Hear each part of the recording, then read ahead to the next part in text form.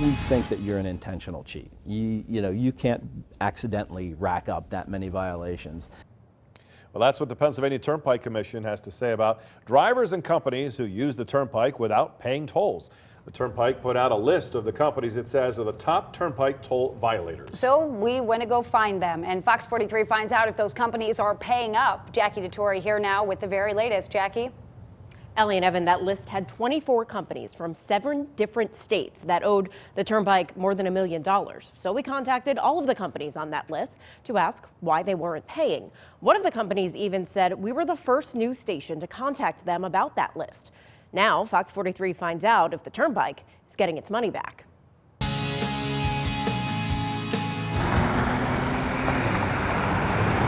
Thousands of drivers take the Pennsylvania Turnpike every day.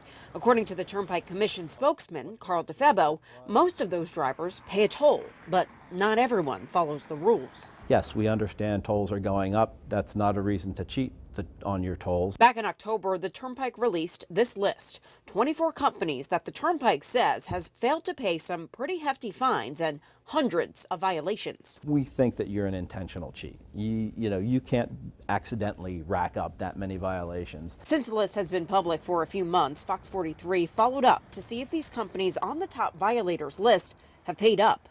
We contacted all 24 companies. Most didn't return our phone calls, so we traveled to New Jersey to talk in person with a few of the companies. The top violator was listed as Green Coast Logistics out of South Plainfield, New Jersey. According to the Turnpike Commission, that company had more than 7,500 violations and owed more than $700,000. So we asked if that number seemed accurate. We just wanted to show you these numbers. Oh yeah, that's already been taken care of. So you can contact our attorneys in regards to that. We're already in settlement. We're already paying on it. So the employee referred me to the company's lawyer, who eventually told us that Green Coast Logistics and the Pennsylvania Turnpike reached a settlement back in December after that list was released. Neither the Turnpike or the lawyer would tell us how much that settlement was for. We also stopped by Southson Dedicated, which was number 4 on the list. The Turnpike Commission said this company based in Newark, New Jersey, has more than 214 violations and owed more than $50,000. Excuse me, sir. Excuse me. No one on site would talk to us. Eventually, we did get in contact with Southson's legal consultant. He told Fox 43 his records did not indicate the company owed anywhere near $56,000. Then he sent us this. It's a long list of E-ZPass bills for Southson drivers, including several letters from the E-ZPass Violation Center in Harrisburg saying that Southson was not responsible for some of its billed violations. So after we called Southson called the Turnpike Commission. We're now told the trucking company and the Turnpike are working on a settlement. Again, neither party would tell us how much that settlement is for. As for the other 22 companies on the list, the Turnpike would only tell us this. The discussions are ongoing. With many of them, I don't know at this point that all of them have been successfully contacted. We have referred many of those cases to outside counsel. That's why the Turnpike pushed for new legislation to go after toll cheats. And a law was passed last year, shortly after that top 24 list was released.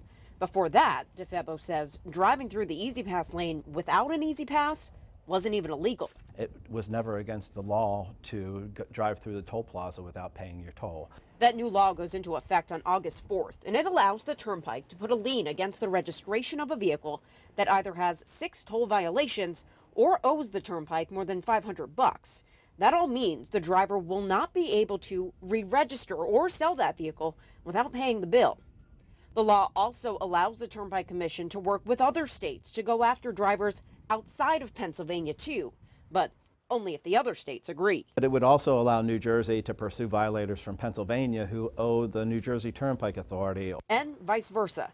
Until then, it makes it very difficult for the Turnpike Commission to get that money back. In total, DeFebo says the Turnpike lost $5.4 million in unpaid tolls in 2015. While that may seem like a large amount of money, it's about 0.5% of the Turnpike's yearly revenue. DeFebo thinks with the ability to start punishing drivers, that $5.4 million will decrease. I don't think the tolls will increase simply because of toll cheats.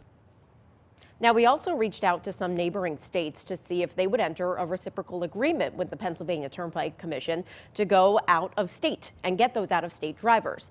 The only one state that confirmed it would be interested was Virginia. The PA Turnpike spokesperson says there are talks with other states, but right now there's a slim chance any agreement will be made by the time that new law goes into effect on August 4th.